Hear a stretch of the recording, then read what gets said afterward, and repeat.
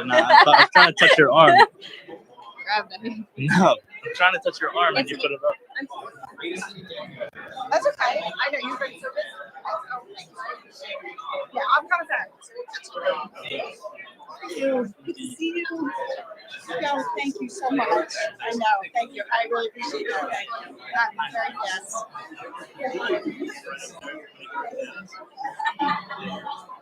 Let's wait.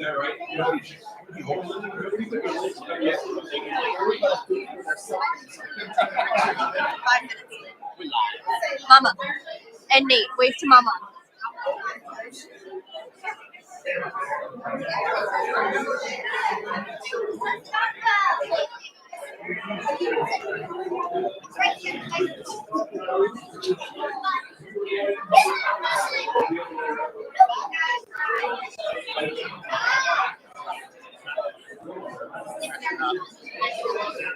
Hello. Just in case there's any objections to this.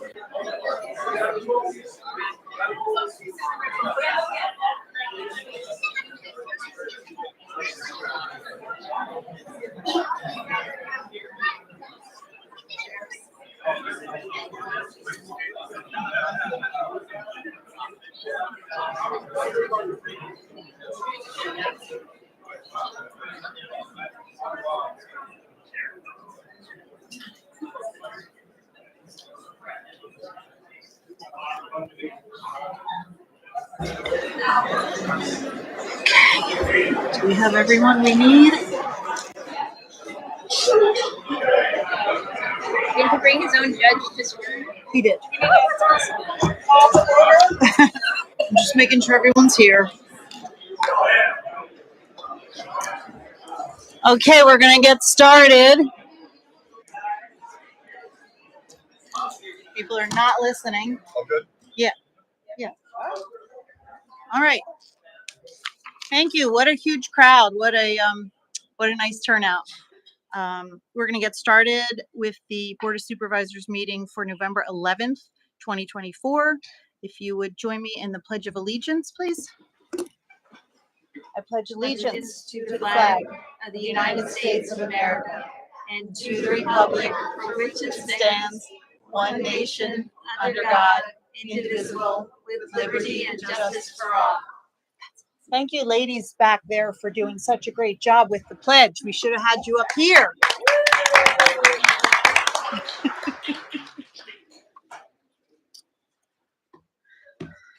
Okay, is there any public comment tonight? If there is, please come up to the microphone and give us your name and address.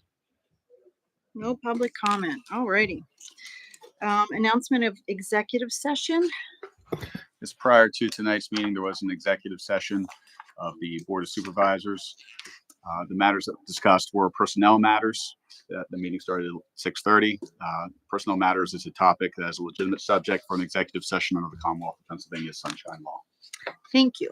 Before we get started, I just wanted to read a little something that was on our Facebook page today in case people didn't see it. It is Veterans Day. Thank you to the veterans of Montgomery Township community and across the nation for your honorable service, sacrifice, and bravery. We're incredibly proud of our veterans here at the police department and the township. Thank you for all your dedication and commitment to our country. Since we're all here tonight for the police, I'm going to read also the statement of all of our officers and what branch of the service they were in. So Chief Peoples, U.S. Army, Detective Sergeant Benner, U.S. Marine Corps, Sergeant Wagner, U.S. Navy, Detective Walter, U.S. Army, Officer McGuigan, U.S. Marine Corps. Detective DeJesus, U.S. Marine Corps. Officer Rose, U.S. Marine Corps, U.S. Army. Officer Dusing, U.S. Coast Guard. Officer Beebe, U.S. Army. Officer Long, U.S. Marine Corps. Officer Rardin, U.S. Army. Officer Pockert, I hope I'm saying this correctly, U.S. Army. And Staff Services Sarnachinsky, U.S. Air Force. I just wanted to thank everyone for their service.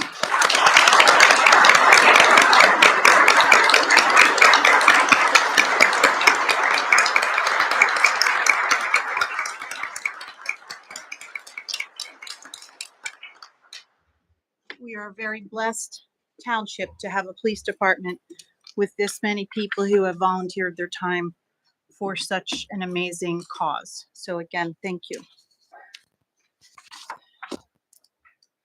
Next thing on our agenda is number 5, the consent agenda. I'm going to move to approve the consent agenda as presented for the following: minutes of the October 28th, 2024 board meeting, minutes of the October 25th, 2024 budget work session, and payment of bills for November 11th, 2024. Second. Any public comment? All in favor? Aye. All righty. Quick recognition, Autumn Festival, celebration of staff. I have that here, but where is it? Here it is. I got it. Did you want to read that? Sure. You're on it. Yeah. Oh, okay. Montgomery Township is fortunate to have an amazing team of staff members who go above and beyond to create community events that engage and entertain residents and visitors. Many hours of planning and execution are involved in having a successful event. The board wishes to acknowledge and celebrate the staff who planned and executed a very successful Autumn Festival event on Saturday, October 19th, 2024. So kudos to you all. And if you're here, if you wouldn't mind standing and being recognized. Carolyn? Angelina. Oh, there we go.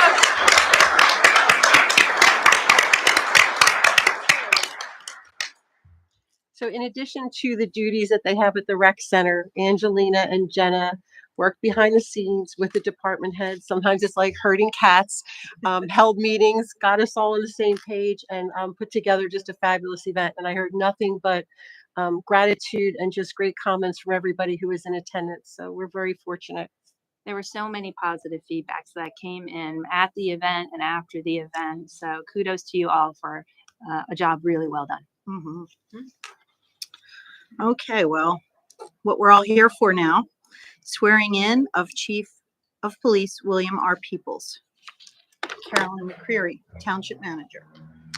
Good evening. Chief J. Scott Bendig's retirement was effective September 20th, 2024. Tonight, we will formally swear in William R. Peoples to serve as the Chief of Police for Montgomery Township. Bill Peoples was hired as a patrol officer in the Montgomery Township Police Department in September of 1997. During his 27-year career in the police department, he has served as a DARE instructor, expandable baton instructor, bicycle officer, Montgomery County Drug Task Force member, Awards Committee member, Clean TAC officer, JNET coordinator, Citizens Police Academy instructor, field training officer, field training supervisor, and PLEAC accreditation manager. He was promoted to the rank of officer in charge under the patrol sergeant in 2003, to the rank of corporal in 2008, to the rank of sergeant in 2010, and to the rank of lieutenant in 2012. He has been serving as the acting chief of police of the police department since September 20th, 2024. Born and raised in Westchester, Pennsylvania, Chief Peoples served the United States Army from 1989 to 1994 as an M1A1 Abrams tank crewman and is a veteran of Operation Desert Shield and Desert Storm. He has a Bachelor of Science degree in Administration of Justice from Pennsylvania State University and a Master of Science degree in Criminal Justice from California University of Pennsylvania. He also attended the FBI National Academy in 2018. He brings a wealth of knowledge, management skills, abilities, and vision to the police department that will serve the department, the township, and the residents of Montgomery Township very well. At this time, it's requested that Acting Chief William R. Peoples be appointed as the Chief of Police of Montgomery Township and that he take the loyalty oath of law enforcement appropriately on this Veterans Day, November 11, 2024. We are honored to have retired Montgomery County Court of Common Pleas Judge, the Honorable Stanley R. Ott, in attendance tonight. He is a close family friend and will be swearing in Chief Peoples. And if the chair would like to read and adopt the resolution before the swearing in, then we can go right to the swearing in and then photographs. Sure will. There's a lot of whereases here, so we'll get through them. Resolution 2024-22. A resolution of the Board of Supervisors of Montgomery Township appointing acting Chief William R. Peoples to Chief of Police and approving the terms and conditions of Chief of Police. Whereas Montgomery Township is a duly constituted township of the second class located in Montgomery County, Pennsylvania. And whereas the township has previously established the rank of Chief of the Montgomery Township Police Department, which position became vacant upon the retirement of Chief J. Scott Bendig on September 20th, 24. And whereas the rank of Chief of Police is a management level, non-bargaining unit position in the police department. And whereas promotional appointments to management level positions, along with the terms and conditions of employment attendant to those positions, are subject to the discretion of the board and not subject to bargaining under the Policemen and Firemen Collective Bargaining Act. And whereas the board desires to appoint acting Chief William R. Peoples to the rank of Chief of Police under the terms and conditions of employment more set fully forth in the approved memorandum of understanding. Now therefore, the board hereby resolves as follows. The terms and conditions of employment set forth in the Peoples Memorandum of Understanding as adopted on October 28th, 2024, and incorporated herein by reference. Having consented to and executed the Peoples Memorandum of Understanding, Peoples was promoted to rank of Chief of Police effective October 28th, 2024. That the township manager is hereby authorized and directed to take any and all steps necessary to implement this resolution. Unless otherwise stated, all provisions of this resolution shall take effect immediately. So moved. Second. Any public comment? All in favor? Aye. Unanimously passed. Swear them in.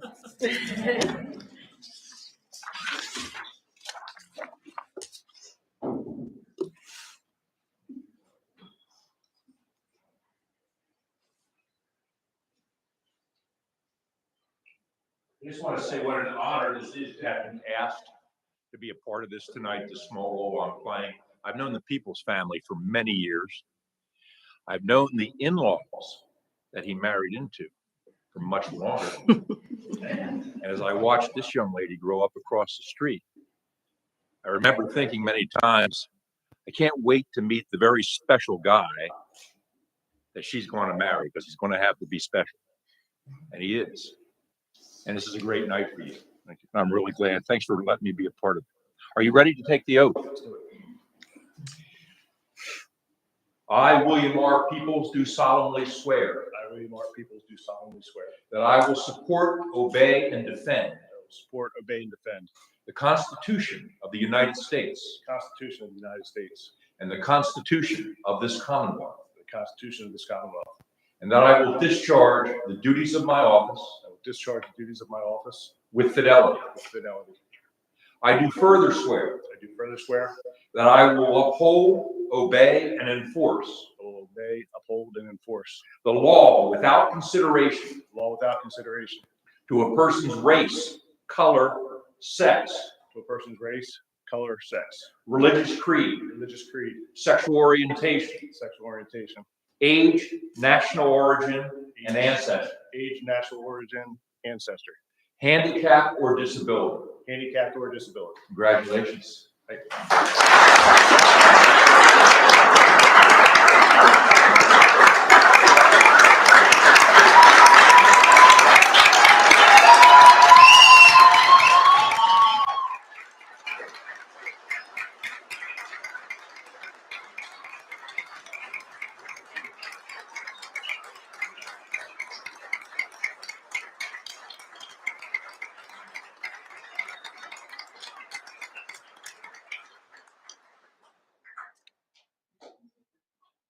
I just told Bill will never be more popular than he is right now.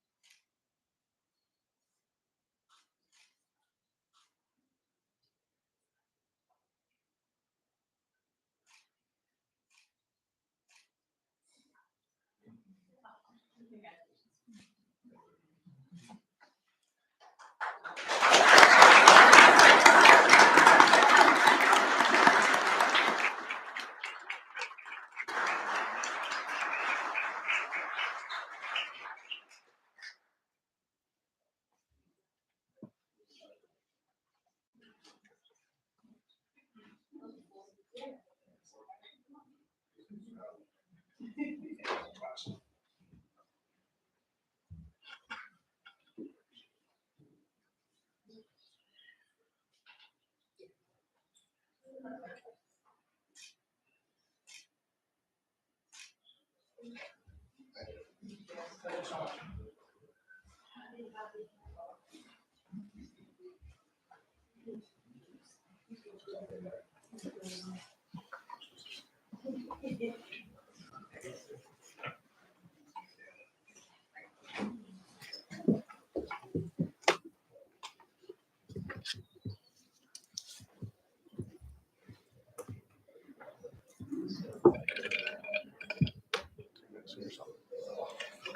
just want an opportunity to say a few words, if you don't mind. I'm truly humbled by everyone that's here tonight.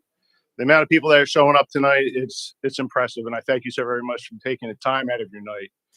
Also want to thank the Board of Supervisors and the Township Manager for giving me the opportunity to be the Chief of Police of Montgomery Township. I promise you that I will uphold the integrity of the department, the professionalism, and I'll strive to make it even better if possible. Thank you so very much. I really do believe Montgomery Township is one of the best agencies in the Pennsylvania area.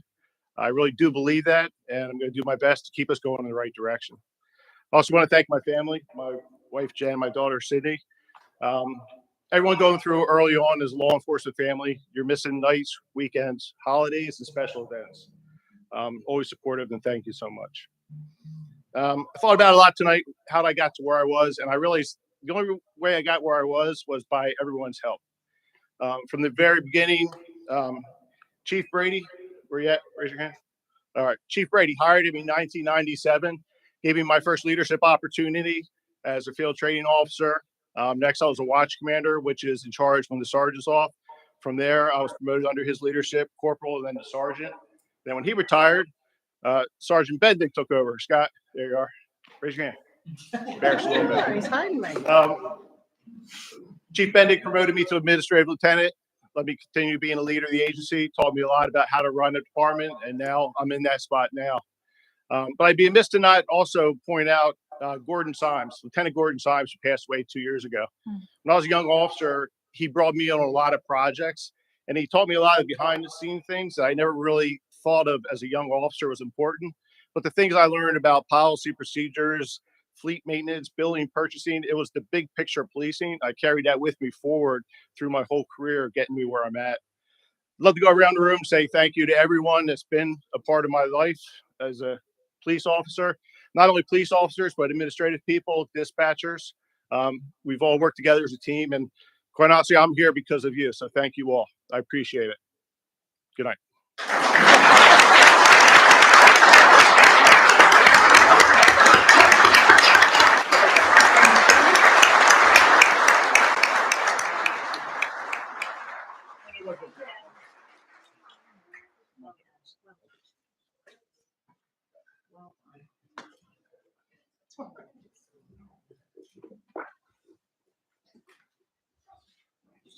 Jerry Doherty, there's a pumpkin out by the front door for your goats, please. Make sure you take it home.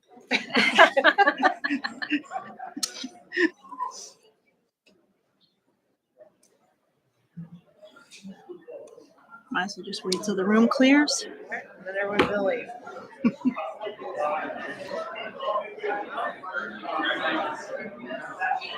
Thanks for staying, Judy.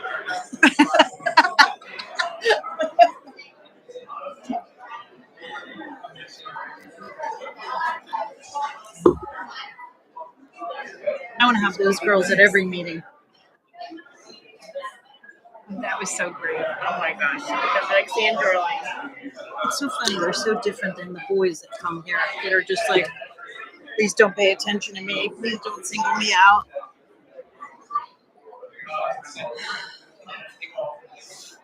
I know. I can't. I literally moved. Where's he? There he is.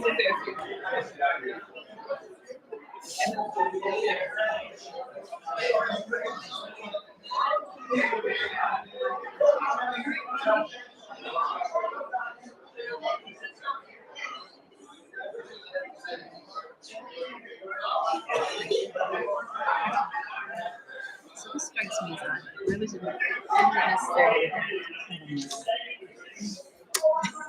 I thought the same thing.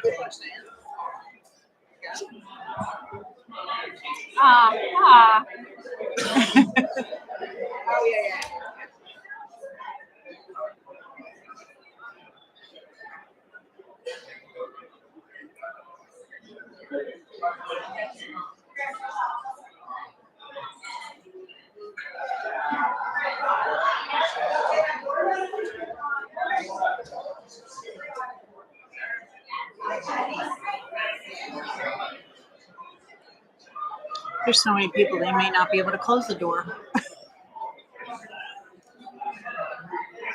Oh, they're trying.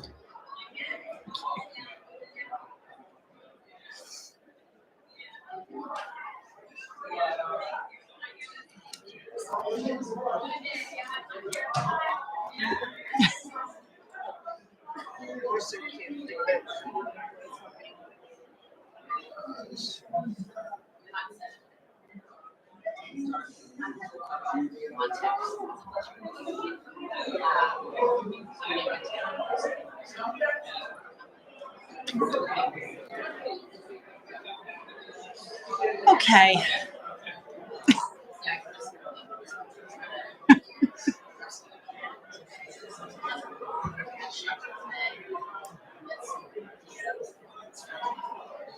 All right, Dan, shut the door. Okay, we have quiet again.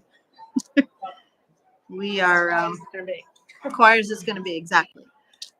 We are going to go ahead with item number 8. Here we go again. Appointment of Shade Tree Commission member James Rawl. Mary Ann McConnell, Director of Planning and Zoning. With the passing of Roy Rodriguez and Richard Roller, the Shade Tree Commission currently has 2 vacancies on their board. The committee received a letter of interest from James Rawl, a township resident and longtime member of the Planning Commission. Mr. Rawl was recommended for consideration by a member of the Shade Tree Commission and is here this evening to introduce himself to the Board of Supervisors and answer any questions you may have. Hello. Hi. Tell us, some people up here don't know you. Why you want to be on this commission? Like Mary Ann had said, I have been serving on the planning board for about 24 years. Have been in the green trade for about 40 years, and am a certified arborist, a landscape architecture major, and I love the green trades. So. Are you familiar with the recent proposed changes to our ordinances as it relates to street trees? Yes. And what do you think about those?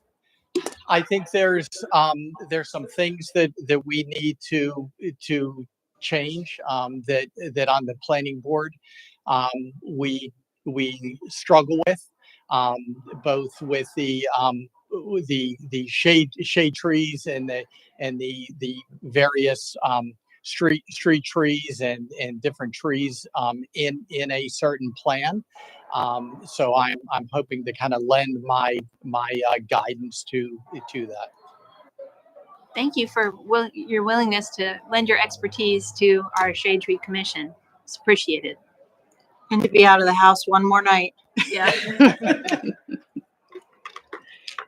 I just wanted to thank you for volunteering to do this. There's nothing more important, I think, for our environment and to take care of our trees, and placing value on that is something that I appreciate. Your expertise is pages long here, so I appreciate Thank you. you being able to offer that to us, and for you lending his expertise to us as well, because I think we'll all benefit from this in the future. My wife laughs at me. We've been married for almost 30 years, and even when we first started to date, as we would walk and we take little drives, I would touch the leaves of the trees, eat some of the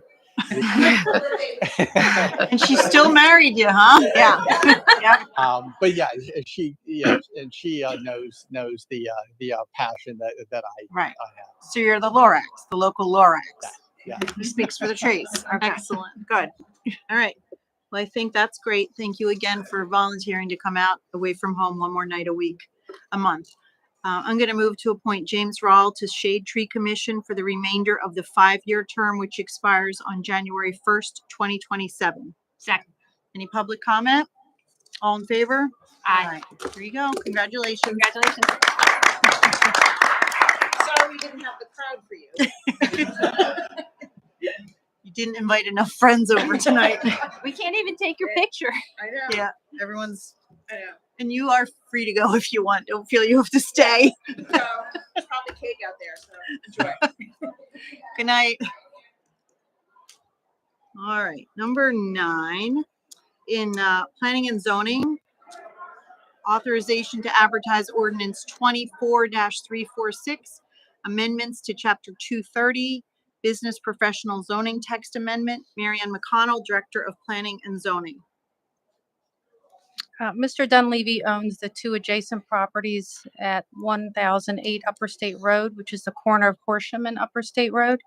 In 2008, these properties, along with several adjoining parcels along Horsham Road, were rezoned from residential to BP, with a corresponding zoning text amendment creating section 230-83K special regulations, where a BP property abuts a residential zoning district. The applicant is proposing the following text amendments to this provision of the ordinance. A text amendment to the 5,000 square foot building size provision, specifically increasing it to a single floor of 10,000 square feet, provided that the property provides a minimum lot area of 70,000 square feet, that the lot sits wholly within the BP zoning district, that it complies with regulations set forth in 230-79, that vehicular access is adequate for emergency services and daily ingress and egress, and that off-street parking is provided as required by section 230-83B. It also includes parallel and temporary sign provisions, and it will add the animal hospital use allowed by conditional use, where currently a veterinarian use is allowed by conditional use. And it will also provide parking requirements for the animal hospital use. The proposed amendments would also apply to each property within the BP district that comply with regulations in number 1. The application for change of zoning text amendment has been submitted and reviewed by township staff and consultants. Following the authorization to advertise, the amendments will be forwarded to the Montgomery County Planning Commission for review, the Township Planning Commission, and then a public hearing before the Board of Supervisors for consideration and adoption. We Thank do you. have Judy here tonight if you have any questions specifically about the amendments. Does anyone have anything for Judy?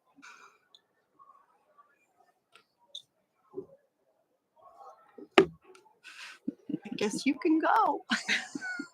Nobody has any questions at all, then we will go ahead and We trust you, Judy. we trust. So I'm going to move to authorize staff to advertise the proposed amendments to chapter 230-83K of the Code of Montgomery Township as presented. Second. Any public comment? All in favor? Aye. Aye. Thank you so much for coming out. Thank you, Judy. Go out to the party. Seriously. Have a good night. Night. All right, item number 10. RE Plus Airport Square, Panera Bread Preliminary Final Land Development, LDS 23-009. Consider amendment to approved resolution. Mary Ann McConnell, Director of Planning and Zoning. The applicant proposes to construct a new Panera Bread restaurant on a pad site within the Airport Square Shopping Center located at 801 Bethlehem Pike. The applicant proposes a 4,300 square foot restaurant with 556 square foot outdoor patio area, drive-through, bypass lanes, and associated parking and landscaping. Sits within the S Shopping Center district. The application was previously granted conditional use approval during the May 28th, 2024 Board of Supervisors public meeting and granted preliminary final land development approval during the September 23rd, 2024 Board of Supervisors public meeting. The applicant requests item 9 of the approval resolution to be amended to provide further details and clarification to the conditions as discussed during the September 23rd meeting. The amended resolution is attached for your review. If the board chooses to grant the preliminary final land development amendment approval, they will need to do so by adopting a resolution which has been drafted by the Township Solicitor's Office. Thank you. Does anyone have any questions? This is related to the easement. I think so, right? It's the easement. It's the right-of-way dedication and the temporary construction easement. That's the only thing that's changed in Okay. condition 9, except for noting that if you recall last time, there was which sidewalk did you want? Right. That's been incorporated as to your choice there. Your choice on the waivers has been consolidated. Effectively, we want to have a resolution that would be the, effective resolution moving forward, and that's what this one would be. So really, it's just condition 9 that's changed to that, the level of detail that was talked about at the meeting last time. Okay. Great, thank you. If no one has any further questions, I'm going to move to adopt resolution number 2024-23, approving the amended preliminary final land development application with requested waivers submitted by RE Plus Airport Square LLC, care of the Wilder Companies Limited. Second. Any public comment? Wait, I have a question. Because the map that, or I should say the illustration that's in the board packet shows the sidewalk extending all the way across. And we had discussed having it curve around the corner. Is that a mistake?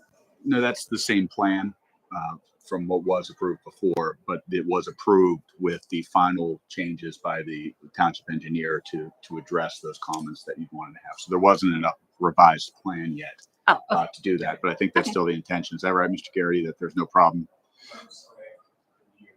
There was a discussion at the meeting related to the sidewalk. The sidewalk along 309 Bethlehem Pike was chosen, but then there was a discussion about having it kind of curve in to not hit the Battery Ball building. Now we haven't terminate. We haven't. There hasn't been a new plan for that, but it's the applicant's understanding they're going to be working with the township engineer. The applicant fully understands that's got to terminate somehow in a way other than an abrupt And redirect stop. them. And kind of curve Because it dead end. The sidewalk right now dead ends into a Right, building. we want to turn them so they understand that. Exactly. So that's just more of a matter of using the same plan from before and not revising the plan. But they still have to revise the final plans before they're recorded, and that would be something that would be done on that final recordable plan. Okay. So The resolution does stay as generally depicted, and then to be revised to reflect the decision of the board. Okay. All right, but it's not depicted per Not yet. our discussion, but you're saying that it will be. It will be. Okay, It will be incorporated. thank you. Okay, so we motioned, we had a second, public comment, all in favor. We need to vote again. All in favor? Aye. Okay, thank you. We have a couple presentations tonight. Number 11 is the 2025 proposed MTMSA budget, and we have Shannon Drosnock here, Executive Director of the Sewer Authority, to present the 2025 proposed budget and answer any questions. Good evening. Hello. It's an exciting night. Congratulations to newly appointed Chief Peoples. So I'm here to present you with the MTMSA 2025 budget, both operating and capital. So overview of 2024, where are we currently? As you can see, the 2024 budget reflected the authority's priorities. It showed investment in personnel through economic retainage, training, and safety. It showed investment in collection and treatment through preventative maintenance and equipment replacement. The budget's on track for the year and is expected to end with net operating expenses approximately 4% less than budget. Our goal is for the expense side to be within 5% of budget, and then on the revenue side to be 100% or higher of budget. And we've been meeting that goal successfully. On the capital side of things, as I expect that you are all experiencing, we are seeing long lead times on parts and especially related to electrical parts. So what that does from our capital budget is we might budget a project to happen in 2024. As we get underway and we bid it out, we find that there's a lead time of 18 months or something of the sort. So we'll either reject those bids and see if we can address the situation in a different way, or we'll accept the bids and then just know that we're not going to do that project for another year and a half until those parts come in. So that's affecting our capital budget in terms of actual versus budget. We are in the process of doing our UV project, which we received a grant for. So that's partially funded from a grant, and that's in the design phase. So again, that project was budgeted for 2024. It will now have a portion in 2024 and then the rest in 2025. It just gets shifted over. Our security project, which also we received grant funding for partially, same type of thing. We're working on it right now, and then part of it will happen in 2025. And then, as you are all intimately familiar with, our Rose Twig restroom. So we budgeted for a chunk of that. We budgeted for the whole thing in 2024, but we suspect some of those costs are going to now hit in 2025 instead of 2024. We did have some capital projects that came in the bidding process way more than expected. One of those in particular, we rejected and we decided to re-engineer that to see if we can do it in a more economical way, and then maybe put that out to bid next year and see where we come in with that. So as we talked about, projects that were not completed in 2024 are either going to be re-engineered or allocated to future years. For our capital side, we break our projects into 4 categories. Major enhancements are projects that are totally new. They're not replacing something that currently exists. And the new project's purpose is to enhance the structure, whether that make our process more labor efficient, whether it help us meet new DEP parameters, or it makes the plant run more efficiently. We then have major routine replacements. Routine replacements are exactly what they say. It's a piece of equipment that we use every day that has come to its end of life and we need to replace it. We then have major collection system work. So the first 2 are typically projects that you'll see at Eureka at our wastewater treatment plant. The third one is the collection systems out and about. That's the pipes that go down all of your streets and into all of your houses. 95% of the work we do in our collection system is done on the northwest side of the township. So think North Wales Road and up that way. And that is the oldest section of our township. And so those pipes are approximately 60 years old. So as you can imagine, pipes having wastewater run through them every day with 60-year-old technology, they have some faults. And we are doing enormous amounts of rehab work in those pipes to shore them up, to ensure that we don't have a problem. We don't have leakage of sewage anywhere. We don't have somebody's house blocked and they can't flush, those types of things. So we have a large investment in capital work or collection system work. And just so you know, that collection system work, that's expected to last for another 7 to 8 years before we really get towards the end of that. Now, the amount that we invest in that will fluctuate year to year, depending on our problem points. And then our last item is the Hatfield Township Municipal Authority. We own a third of their plant. Half of the township flows to Hatfield plant, which we own a third of. And so that's our portion into theirs. Those expenses are expected to increase pretty significantly in the upcoming years. So we're working with Hatfield regularly to try to manage those costs. Our major operating goals for 2025 are very similar to how they are every year. We have finally this year reached our full complement of 12 staff members. It's exciting for us. In the 8 years I've been here, we've never been able to make full complement of 12 staff members. So it'll be the first time I've been here where we've had a full staffing amount. We did find out one of our employees is probably going to be out next year. He got called up to active service for military duty. So I say that on this Veterans Day. And so we will probably be down to 11 staff members for next year. We put a lot of money and time into training. We would do that anyway, but in addition to our regular training, we have a lot of newer staff lately. So we have some extra training costs associated with those newer staff members. Safety is of the utmost importance in any job, but as you can imagine in our job, it is certainly prime focus. We are in year 4 of our internship program. So I believe you're all familiar with the fact that we participate in a regional internship program. MTMSA is kind of the leader of that program.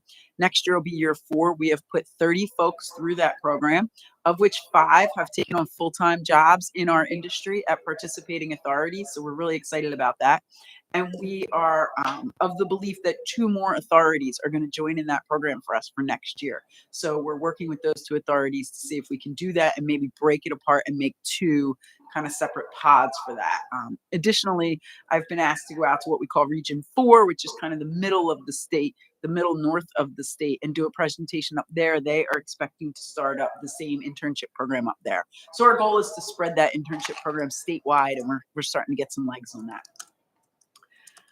We have the implementation of the new disinfection system next year, as we just talked about, and we have a warehouse building in the budget for next year.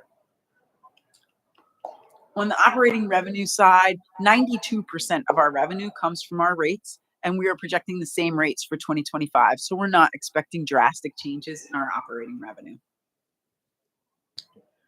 On the expense side, again, as I'm assuming you are feeling and experiencing at the township level, costs are continuing to rise in all aspects in our current economic scenario.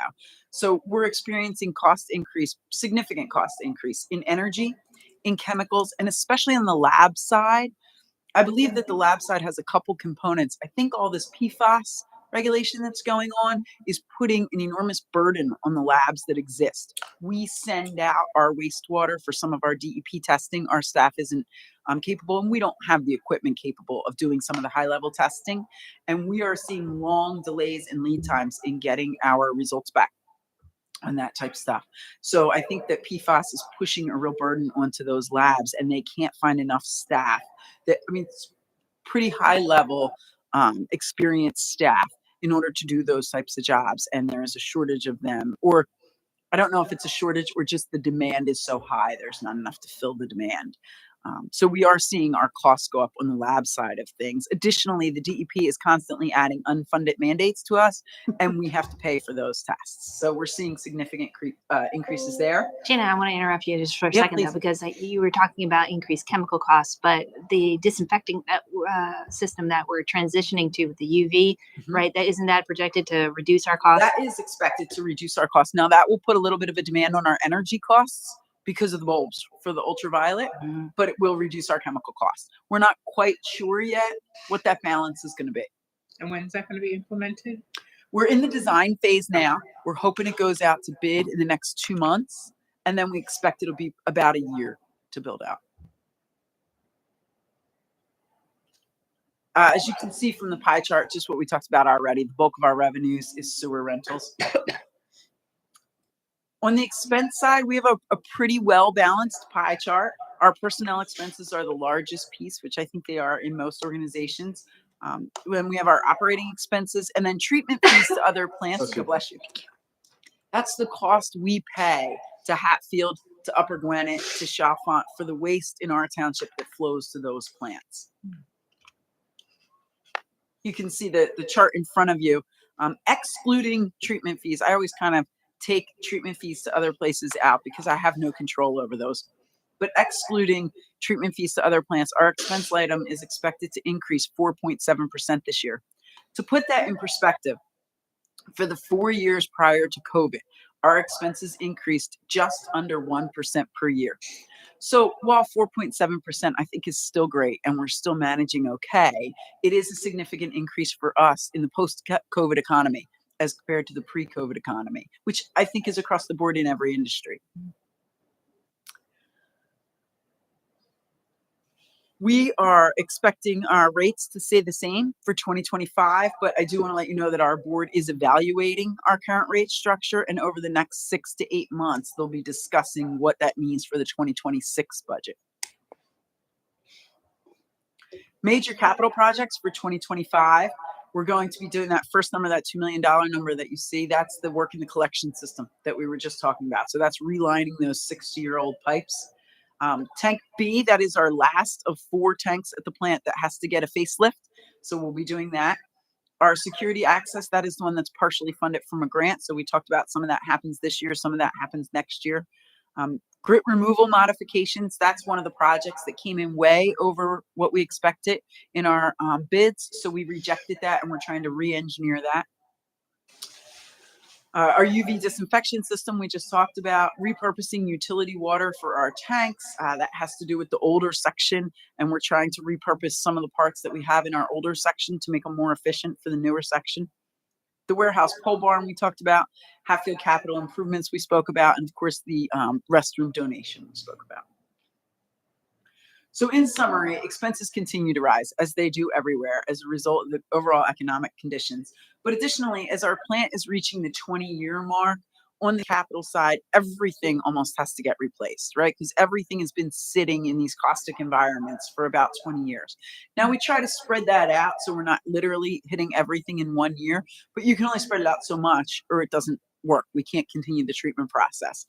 So we will see kind of a roller coaster effect with our capital budget as everything's aging the past year and the next 2 years. We're going to hit kind of a peak, and then it will come down as things have gotten replaced, and it'll start to smooth out a little.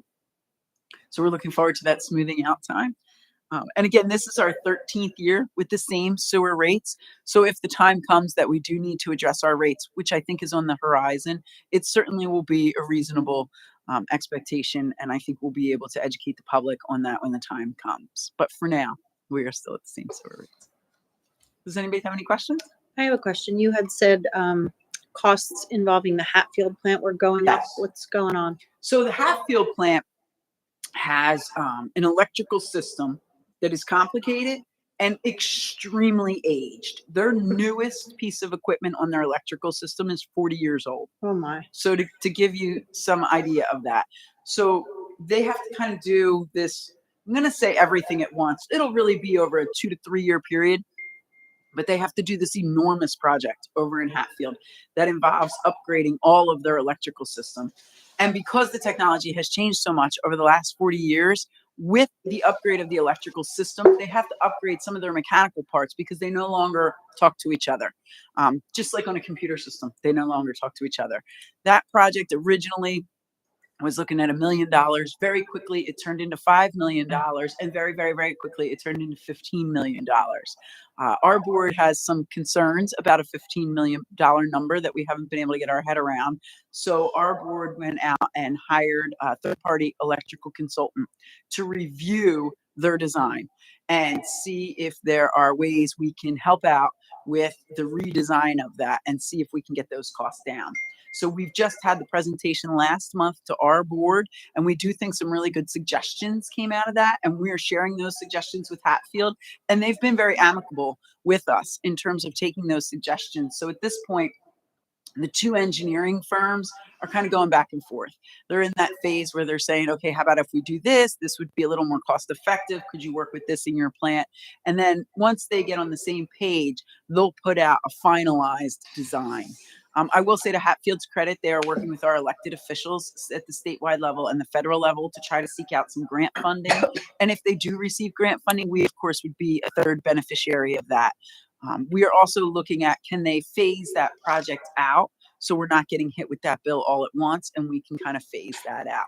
But it is going to be significant upgrades over there. Okay. Yeah, fair question.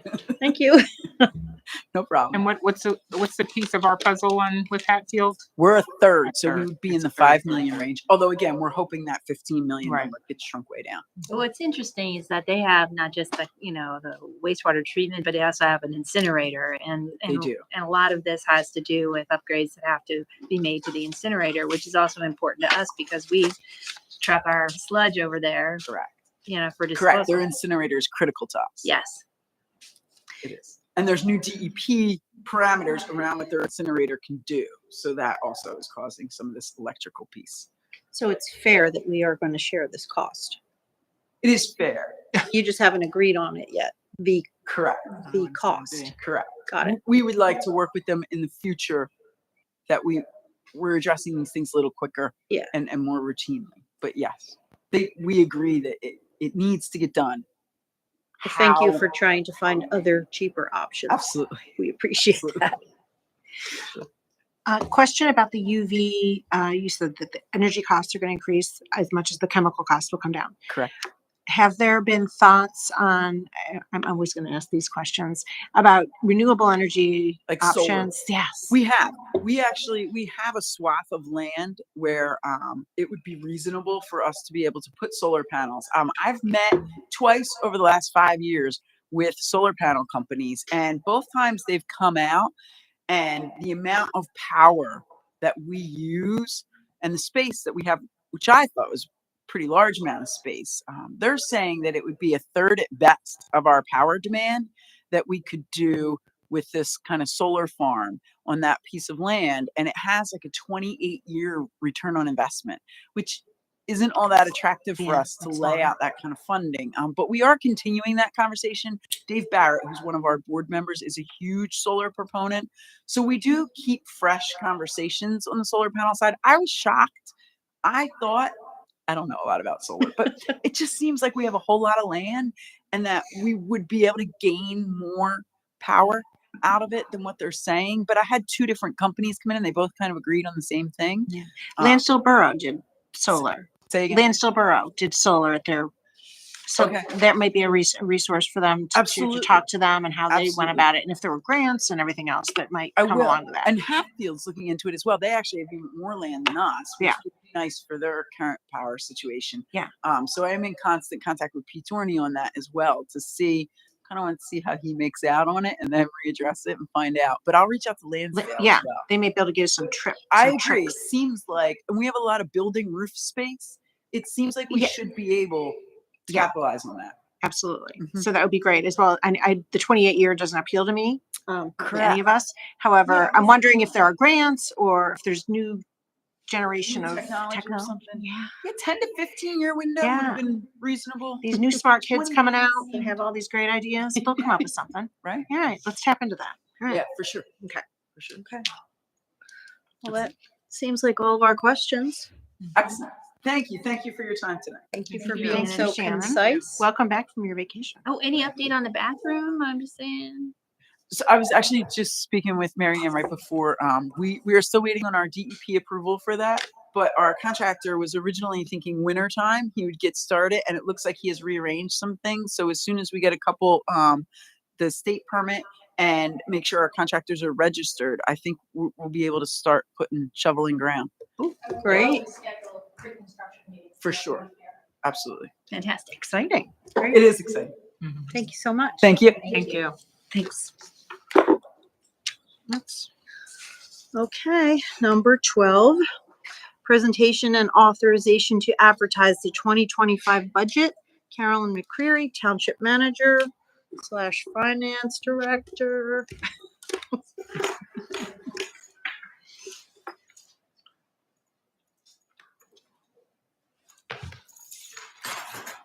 And Rich, as always, thank you for your technological Thanks for turning on our expertise, wizardry. Thanks for turning our microphones. Is that who? I know. Does he turn our microphones on for us? Because I forgot to one time and it came on. What? Yeah, he turned our microphone. Yeah. Thank you. Yeah, I touched mine and it's on. I know. Well, it's pretty quiet now for you.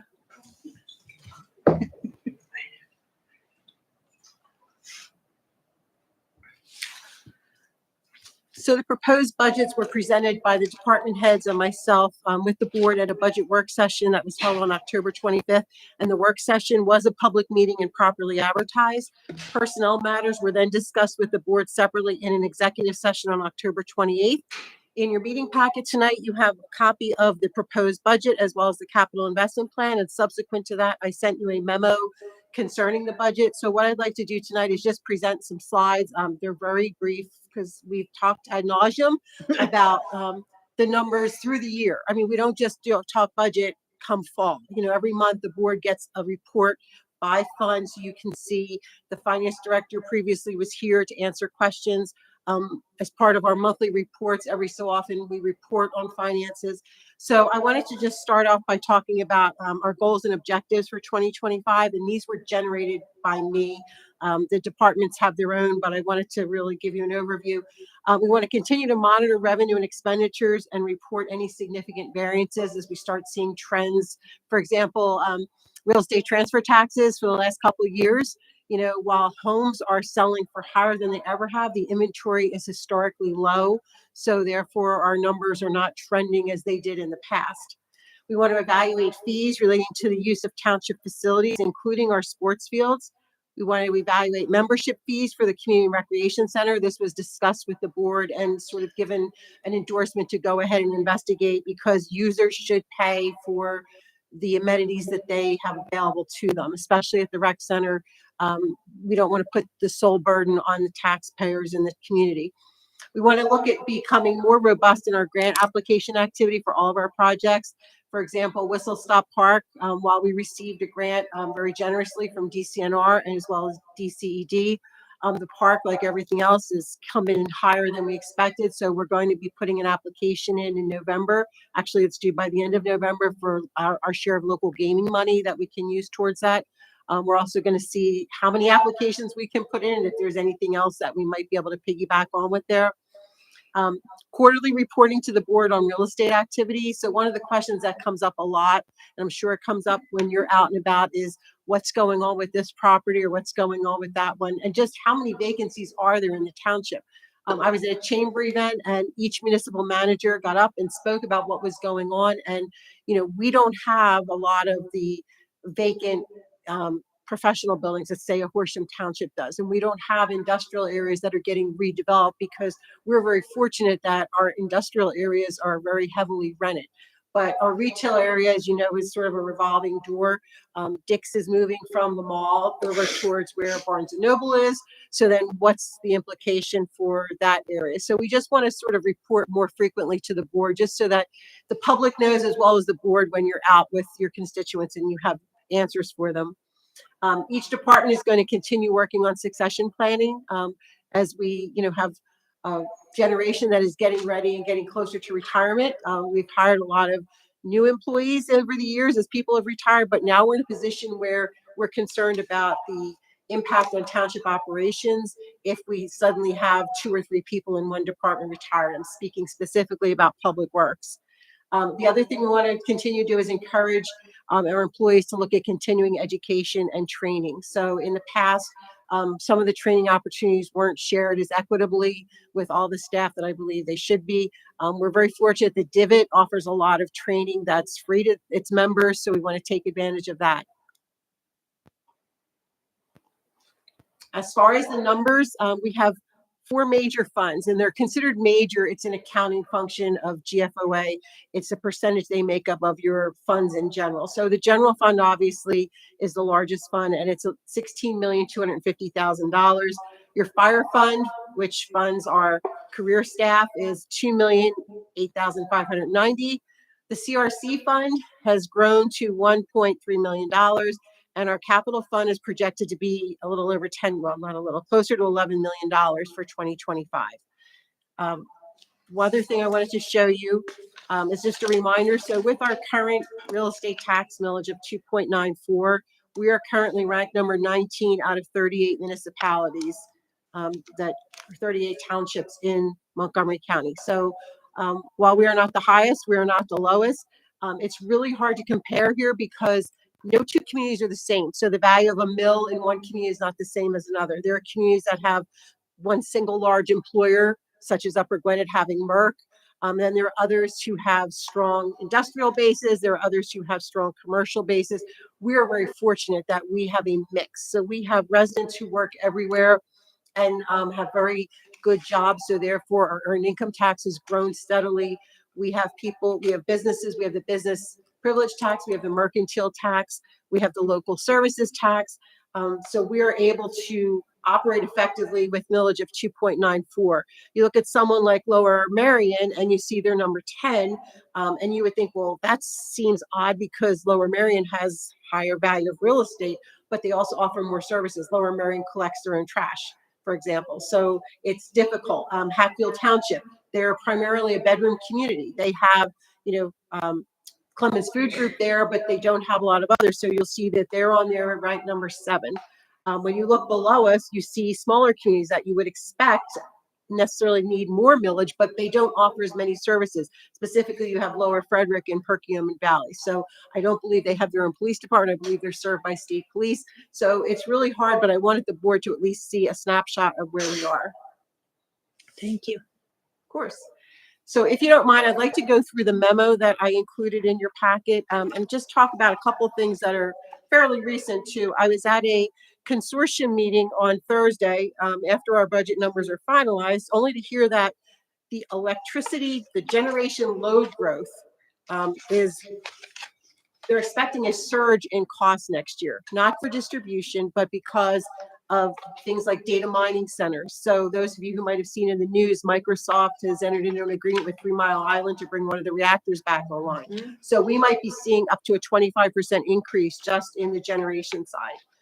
Lansdale Borough was approached by a data mining center, a company to put in data, and on their peak day in the summer with everybody running their air conditioning units and all their industries up, it's a fraction of what they would need to be able to host a data mining center. Our infrastructure in this area just cannot support it.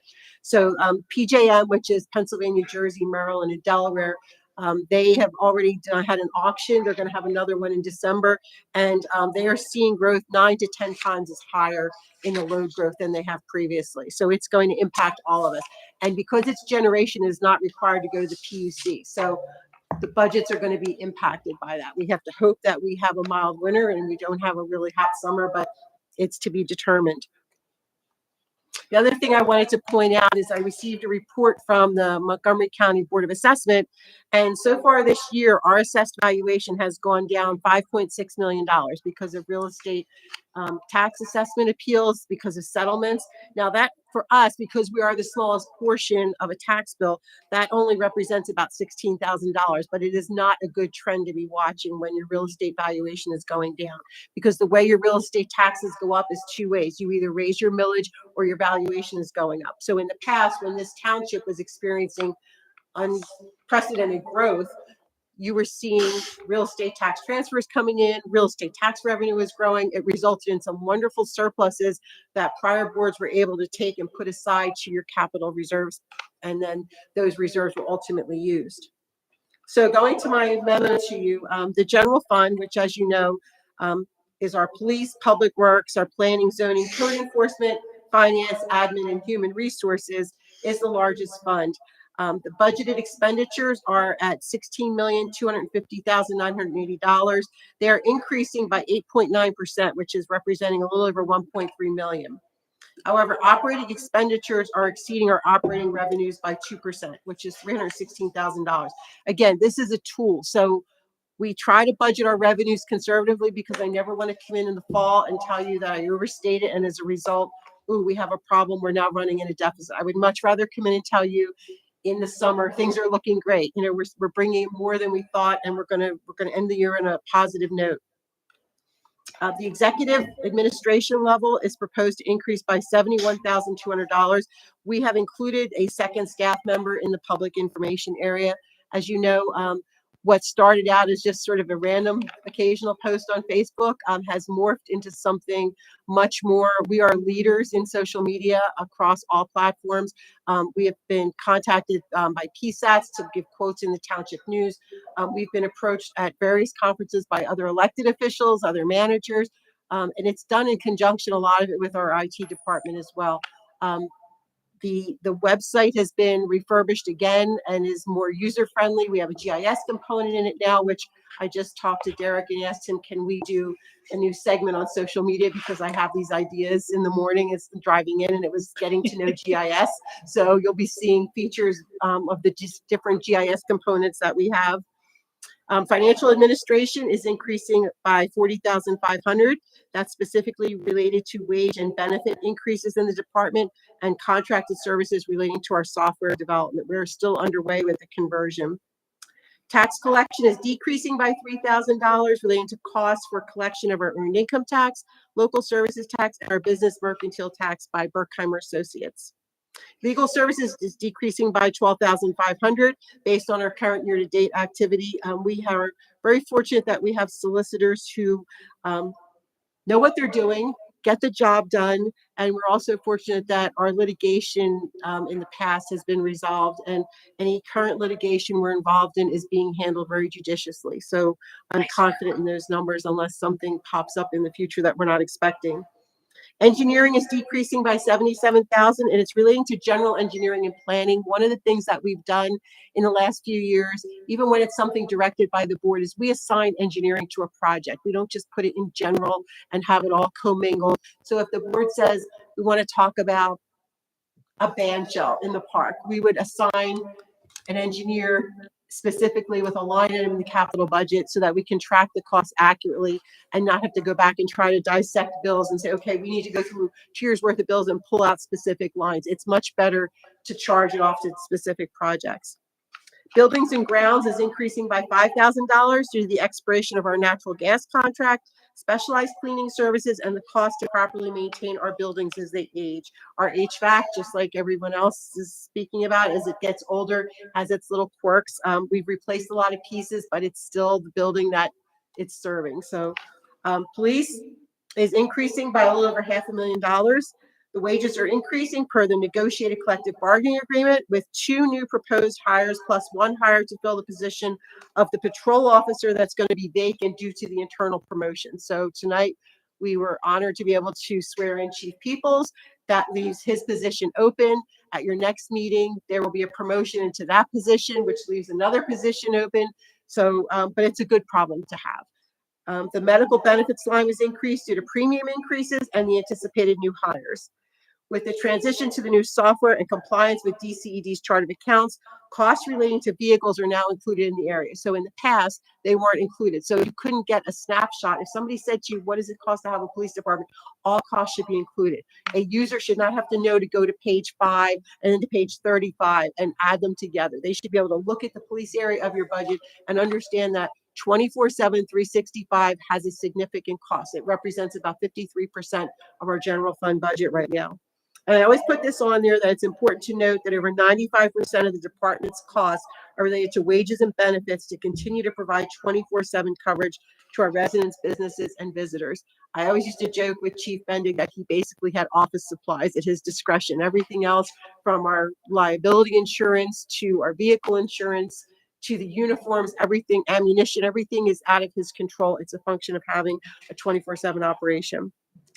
Fire is budgeted to stay at $223,500. That is the pass-through of the foreign fire tax check that we get in the fall, and then we pass it through to the Relief Association, as well as the $500, or I shouldn't say the 500, the money that goes towards the volunteers as part of their incentive program. I don't want to call it a stipend because the stipend is what they get when they stay overnight in Battalion 2. This is what the board, when they eliminated the tax incentive because it just wasn't working, the numbers weren't making sense for so many of our firefighters, you decided a fair and equitable way was to say, if you are considered an active firefighter by the standards of FDMT, the board gives you $500 annually. Planning and zoning is increasing by 20% or $20,000, and that's 3.3% due to increases in wages and benefits. Emergency management represents an increase to the annual contribution to VMSC that we discussed previously. Previously, the board was giving $100,000 a year to help offset lost revenue for 911 calls that don't result in transportation to the hospital and are therefore not covered by insurance, as well as reductions in Medicare and private insurance reimbursements. So we have budgeted $200,000. And just today, we were out front this morning for a Veterans Day commemoration by the residents of Neshaminy Falls. They asked if they could use our building since their clubhouse is not there. And somebody in the parking lot had a medical emergency, and our firefighters were here, so they went right away to the truck. But within less than 2 minutes, we heard the siren coming from VMSC, and they were pulling into the police side and coming in to tend to the person in the car. So that is a far cry from where we were a couple of years ago. So the board's to be commended for standing firm in that and asking for accountability, and also recognizing that there's a cost to that as well. Public Works, the area 430 is increasing by $272,500. The majority is related to wages and benefits and the hiring of a public works laborer in anticipation of the retirement of at least one staff member. We're possibly looking at up to 3. Other areas are increasing because we have reclassed expenditures that were typically in the past put in liquid fuels. We are trying to grow the liquid fuels fund balance. That is our road projects. The cost keeps growing. We can take it solely from liquid fuels and not have a host of other costs in there that are minor in nature. So they are now moved into the general fund, again, where I believe they should be. Employer paid benefits are increasing by $96,500, primarily because the police pension municipal obligation has increased by $77,000. That's an actuarial calculation and has to be funded each year. And our workers' comp premium is increasing by $20,000. Our insurance area is $61,000 less than the prior year due to a decrease in our property and liability premiums. That is amazing. One, because we've had less claims than ever. We've had a run where traffic signals, street lights, everybody was getting hit. But more importantly, and I have to give my hats off to Rich Greer and Fabian, because our cybersecurity coverage used to be you just checked off the box on an application. It is now pages that he has to fill out, and the questions are very in-depth. They want to know what risks they are taking on with Montgomery Township. And I'm happy to say that the risk is minimal. We scored very well across the board for our cyber coverage. And as a result, our premium's not going up. That's great. It is. It really is. Our interfund transfers, they're not considered expenditures, but they are coming out of the general fund. So $850,000 is the increase in the millage that you put in. We're at 2.94, we were at 2.49, and that's going to go right to capital reserves. And then the additional 1.1 million is going to go into the capital reserves as well to pay for the projects that are expected in 2025. You have streetlights fund, which is not going to see any material change. That is the money we collect, and that goes towards the maintenance and any kind of replacements for our streetlights. Your fire protection fund is what we pay our career staff out of. We are looking at revenue of $1.6 million and expenditures of $2 million. Wage increases will be determined by the new collective bargaining agreement that I'm currently involved in negotiating with the IAFF, because the one that we're involved in right now expires on 12/31/24. The projected fund balance at the end of the year is expected to be about $188,000. And I put a note here in italics for you because we will continue discussions with the board next year relating to the potential for a full 24/7 career staff and its impact on our operations and the township budget. Parks and Recreation, the sole source of revenue for this fund is your real estate tax revenue, as there's dedicated millage for Parks and Recreation. Your operating expenditures represent the wages of public works staff who are assigned specifically to the parks and the costs related for park maintenance. Perfect example of the attempt for staff to try to save money. The traffic garden that's underway in Spring Valley Park was done solely by township staff. And I know Greg was extremely proud that they were able to, they wanted to, it wasn't just they were able to, he knew they had the skills for it, but they wanted to take this on. It was also a tremendous opportunity to train some of the younger staff into how to use the milling machine and how to pave, because you really don't want them learning out on one of your township streets. I'm sorry, I had to show pictures. 'Cause Absolutely. I was there Absolutely. taking pictures of it. It's Absolutely. so, it's the bike shop that they put in place. Oh my gosh. It's just so awesome. So I'll give you a little aside. We had actually had some residents stop and say that the bike shop is really misnamed because nobody's there to fix bikes. Oh, no. And they were serious. They were going to come back with a suggested name. I was like, keep moving on, like Just pretend. yeah, it's even this high, like, But it's not I know, it's just like, Yeah. but it has, I mean, it does have a but pump they in there took and some. such pride in this, and Yeah, there's but little it's great. stop signs and things that There's a little they're pump in putting there. out there, and it was neat to see them all come together. I didn't tell them what I wanted. I just said, here's some examples of traffic gardens, and I think this would be a tremendous use. TMA wants to come when we have our ribbon cutting, and they'd like to give out bike helmets, which is great. Like, it's a great That's fantastic. community partnership to be Yes. able to do that. So Yeah, I'm so proud of it. And you guys, I know that there's more work that's going to be done, but I've already seen so many people using it. And I mean, pushing strollers while their kids, ride their little scooters around. and that was the idea. It's something that doesn't involve a lot of, it didn't take a lot to build it. I say that not knowing. to build it, but it's really hard. We didn't have to have, a structural engineer out there. They just put their collective, genes together and figured it out. And it's a great addition to that park. And like you said, so many people are we going to be able to use it? Grandparents, when they have their kids over, new residents coming in are going to see that amenity that's not specialized to some, a certain athletic activity or, so it's really great. Any age can use it. And no one Absolutely. else has one. Right. Even better.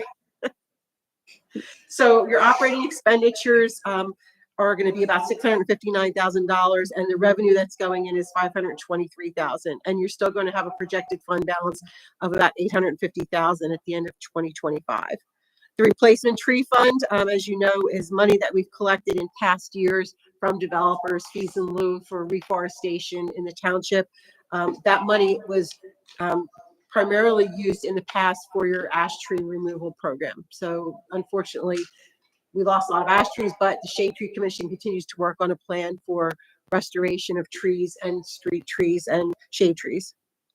Community Recreation Center, we've estimated this is operating revenues of $952,000, which is 5% higher than 2024. And those of you who are on the board remember Floyd coming in the pandemic and telling you his goal was to get the parking lot filled again, and he has exceeded it probably beyond what he was expecting, with not just the people who are using the rec center for athletic purposes, but people who are renting it, people who are having birthday parties there, people who are walking on the track. So it has really become, again, the hub of the community. However, the expenditures are estimated to be a little over $1.3 million. This is primarily due to increased costs relating to building maintenance and cleaning services. So as the building ages, things break and they have to be repaired. And while Floyd is excellent in going in and tinkering with something and making it work and work a little longer, we are seeing increased costs like you would with anything that goes up or that's aging like that. The fund balance that you see, or the net position, is like $1.3 million, but it is not a cash position. That represents the assets that are in the building. And I already talked to you about that. We're going to be evaluating our membership fees. Our debt service fund continues to pay for the debt related to the rec center, which we refinance at historically low rates, and the 2021 general obligation note, which we borrowed at 2.2%, I believe it was. So, of course, again, historically low interest rate, but they both have to be paid back. The capital reserve fund, this is the fund that's we flushed through all of our expenditures relating to capital purchases, capital projects. The $15 million general obligation note ran through there. The ARPA money we received that was going to our MS4 projects went through there. 2025, we are looking at spending over $10 million. And that includes $1.84 million for traffic signal improvements, $1.7 million for the power line trail, which is finally limping. Federal funds are wonderful, but the host of hoops we have, every regulatory agency, we just cut 4 checks in our last check run to go to 4 different agencies to pay for their review of what seems to just be an innocuous trail. We had a meeting with the Montgomery County Conservation District. They were challenging some of our stormwater assumptions, so we got permission from the Almonds to go out there and do some borings and to show that, yes, what Gilmore worked up was in fact real numbers and it was going to work. So we are expecting to put a shovel in the ground next year. That's exciting. It is. We have $1.32 million relating to the Community Recreation Center. The majority of that is related to the gym floor replacement that is on CoStars. There's also money in there to replace the lights. We were very fortunate that Floyd was able to find a rental company and rent 2 lights so that we had them available for election night. But when we had the Mitzvah Circle grand opening and the county was sitting in the center along with the SWAT team and the firefighters, we were in Battalion 2. I mentioned to them that we could really use some lights, and somebody picked up a phone and got us some what they're called inflatable lights, and I have yet to see them, but Oh, I've seen them on the highway. They're amazing. so we were able to get some. So that's going to get us through the winter, but that is not a long-term solution. So we're going to need to look at those and figure out what we're going to do for going forward. We have Way to put a bug in the right ear, though. well, it's amazing. You really feel empowered when somebody picks up a phone and starts making a call while you're mentioning something. But then I'm brought back to earth, and it's like, okay. We have $1.1 million for stormwater improvements, $858,100 for curbing and ADA ramps. So what we're going to do in 2025, we're going to go back to sort of the every other year. So 2025, we'll do all of our curbing and our ADA ramps, and then all those roads in 2026 will be slated to be paved, so that we're not going to have the curbing contractor running late or being called to another job, and we're getting a call from the paving contractor saying we're coming in and we're mobilizing, because we literally felt some years they were chasing each other, and it just wasn't working for us. It's also going to give us another year of liquid fuels money to stash away towards those road projects in 2026. We have $664,000 for park and recreation. When I looked at the numbers, we have to push Whistle Stop off to 2026. We just cannot fiscally afford to do it in 2025. However, it also gives us an opportunity for more grant funding, like we said, the local gaming funding. And I'm hopeful that because it's in Hatfield Township and because we have very good state representation and a state senator who always advocates for us, I'm hoping that we will get a generous amount of money, in the next round of funding. We have $356,000 for the Stump Road sidewalk and the RFB pedestrian crossing project. We did receive money from the state to offset that. We have $490,000 for police vehicles and equipment, and $365,000 for the purchase of a large dump truck and a smaller dump truck or smaller pickup truck for Public Works. The details of those were gone over with you at the work session, and they're in the capital investment plan, which is in your packet. Park development, that is the developer contributions that we previously received. When a developer came in, they have to pay, I believe it's $2,000 a residential unit for fee and lieu for parks. We're taking $400,000 to use to help towards our match for Whistle Stop. The Highway A fund is what we call liquid fuels. We have a township events fund that was formerly your autumn festival fund, but because we did such a successful Star Stripes and Remembrance, staff decided that we should make that a second event. Additionally, any other events that we have, we will be running the money through there. Any sponsorships we get, any donations, and then certainly the expenditures will be going out of there as well. The Star Stripes and Remembrance, none of us imagined it would be as successful as it was. I mean, we hoped it would be a fun event, but to see people in this community lingering, just like they did after Autumn Fest, there were still people there. We were breaking down tables and chairs and cleaning up, and people were just hanging out. And that says a lot about your community, that people want to stay outside and be together like that. Are we planning to do that again? Which one? Stars and Yes. Stripes. Yes, Okay. yes. The Friday right before Memorial Okay. Day is the plan. Yeah. People With really did fireworks? love that. Yes. With fireworks, yes. We were hoping we'll get some very generous sponsorships for different things in 2025. Someone told me that they thought those fireworks were better than the Disney World fireworks. Oh, no. Well, they were free. You had to pay a ticket to get in to see them. You're right. Would there be any way to investigate a drone show instead of fireworks? Probably could. I'm just thinking it'd be, The nice thing about at least the fireworks from Memorial, we got no negative feedback. I don't know if it was because it was Memorial Day and people were just sort of anticipating. Like, we get a lot of feedback when we do it at Autumn Fest. And to be honest, it makes it for a very long day for staff. I mean, we had some negative feedback at the Parks Board meeting from some of the Parks Board members on it because of the impact it has on their pets.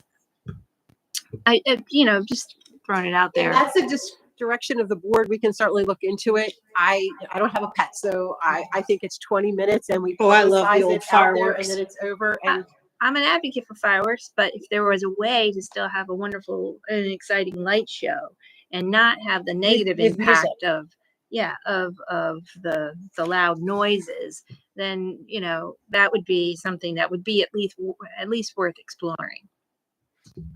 And then just to add to, kind of to Tanya, but just the whole fireworks thing, which kind of goes back to social media. So I had neighbors that were like, they saw it on social media, this wonderful event took place. And they're like, why didn't you tell me? I didn't know this was happening. And they're like, am I going to do this every year? And I'm like, I think we're going to do it again next year. So they were sorry they missed out on the fireworks.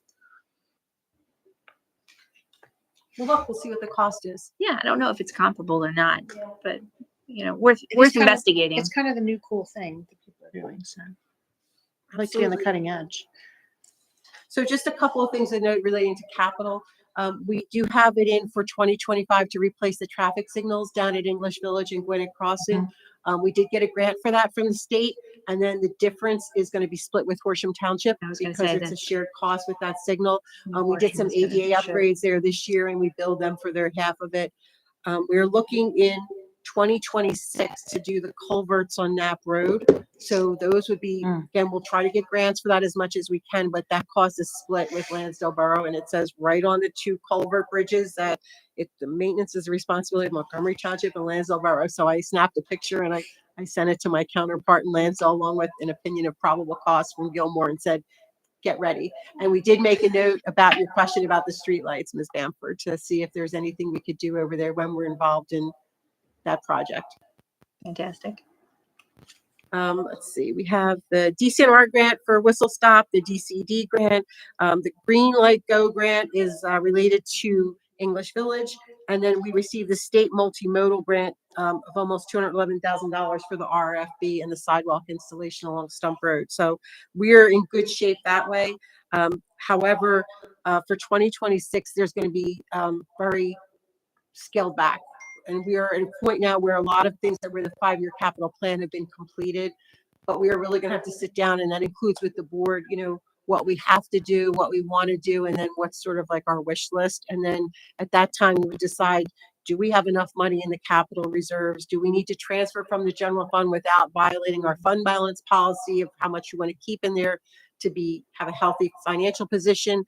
And then do we look at possibly borrowing money, or do we look at other forms of financing or other forms of revenue generation? But that's something that we will start talking to you about probably spring going into the summer. We will ask the committees, Park and Rec had their parties. The farmhouse is still obviously, in play. I haven't heard otherwise. So to me, 2025, we would look at all the grant opportunities that are out there, any kind of partnership opportunities, make applications as we need to. 2026, same thing. Wait for the results and then see what an updated cost is, bring it to the board. And then at that time, we would have to make a decision of whether we move forward or whether we don't. Fair. So tonight, all I'm asking is that the board authorize the advertisement of the budget. There is no proposed tax increase. Everything stays the same with that. It would be available for public inspection. I'll go over the numbers again in the morning and then we'll put it on the website. We'll have a hard copy here with the receptionist. And if there's any questions, I'm happy to answer them. Any other questions? Or are we good to go ahead and advertise it? Good to go. Good. All right. We are. Let's go. Thank you for all your work on this. This was Very thorough. Yeah. I'm going to move to authorize the advertisement of the proposed 2025 budget, all funds, as being available for public inspection. Second. Any public comment? All in favor? Aye. Okay, 13, consider agreement with Constellation Energy to supply natural gas. Carolyn McCreary, Township Manager. I see that it already went up today. Yes, absolutely. So in 2022, the Board of Supervisors authorized us to execute a contract with Constellation Energy for natural gas for a 2-year contract for 5 locations throughout the township. The current contract is set to expire in November of 2024. The township has contacted Constellation to procure new rates. At the time we wrote this up for you, the current natural gas supply price was 0.7753 per CCF. On average, the township uses about $35,500 CCF per year for all 5 locations at a cost of $27,571.22. Constellation provided the township with a fixed price quote of 0.5955 for a 36-month term. Based on current usage, that would decrease our cost by $6,394.05 for a total of $21,177.17 per year. We recommended that the board entered into a 36-month agreement with Constellation to provide natural gas to the following 5 locations: 325 Stump Road, 90 Demore Drive, 1030 Horsham Road, Doylestown Road, and 1001 Stump Road, all of which are already under contract with Constellation. At that time, when we brought this to you, the board authorized that we execute a 2-year contract with Constellation to provide natural gas for our locations. Deb received an email this earlier today from Constellation. The prices have in fact changed. So for 12 months, it would be 0.5474. For 24 months, it would be 0.5842. And for 36 months, it would be 0.6055. So we need to know tonight what the board would like to do because we have to notify Constellation immediately to get the price locked in. It has been very volatile the last, I would say the last week. So we need to make sure that if I wait until the next meeting, I don't know what will happen. And also because it's expiring in November, we might get jammed up. So I want to have an opinion tonight and authorization to move forward. The discretion is yours as to the term.